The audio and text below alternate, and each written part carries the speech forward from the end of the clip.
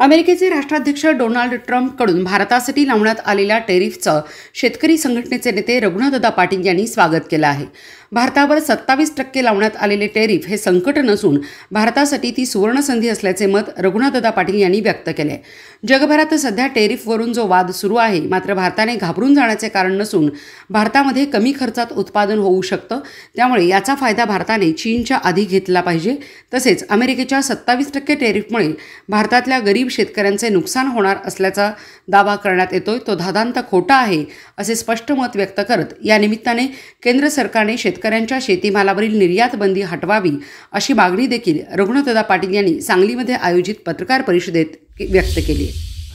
आज देशभर अमेरिकेचे अध्यक्ष ट्रम्प यांनी जे काही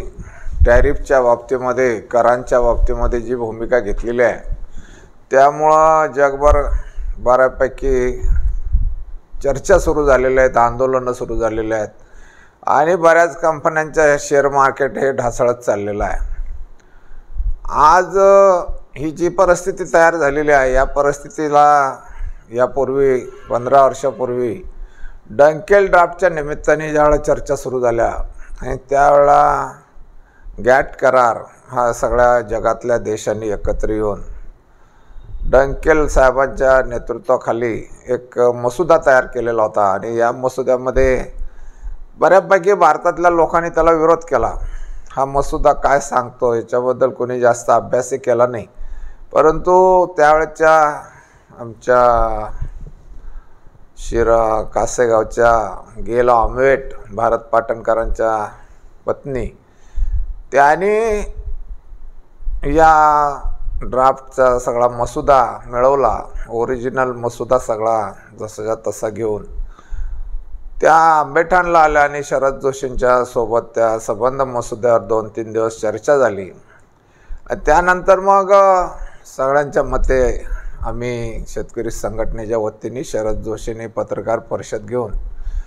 थँक्यू मिस्टर डंकेल अशा पद्धतीचं एक वाक्य सांगितलं आणि जर तुम्ही भेटाल तर हा लाल बिल्ला तुमच्या छातीवर लावायला काही हरकत नाही, कारण तुम्ही आमचं काम सोपं केलेलं आहे, अशा पद्धतीची भूमिका घेतली। तर त्यावरती या देशातल्या सगळ्या राजकीय पक्षांनी त्यावेळेला आमच्यावर टीका केली, परंतु याचा अभ्यास काही कोणी फारसा केला नाही।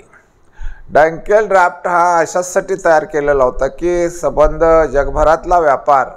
हा सुसूत्रपणे चालावा, प्रत्येक राज्याला, प्रत्येक देशाला स्वतःचा अधिकार असायला पाहिजे आणि स्वतःच्या अधिकारावर जगातल्या इतर लोकांनी त्यांना वाकवू नये किंवा त्यांना आपलं म्हणणं ऐकायला भाग पाडू नये, अशा पद्धतीची ती भूमिका होती। डंकेलने प्रत्येक देशाला किती सबसिडी द्यावी आणि यापेक्षा जास्त सबसिडी देऊ नये अशी भूमिका घेतली आणि सबसिडी देऊ नये ही भूमिका जी होती, ही सबसिडी आपल्या देशामध्ये, भारतामध्ये वजा सबसिडी आहे हे पहिल्यांदा शरद जोशी आणि शेतकरी संघटनेने सगळ्यांना सांगितलं। दुर्दैवाने याच्यावर फारसा इतर राजकीय पक्षांनी विचार केला नाही, परंतु फ्रान्ससारख्या युरोपियन देशासारख्या जिथं 65% सबसिडी मिळत होती, 100 रुपये खर्च करून पिकवलेले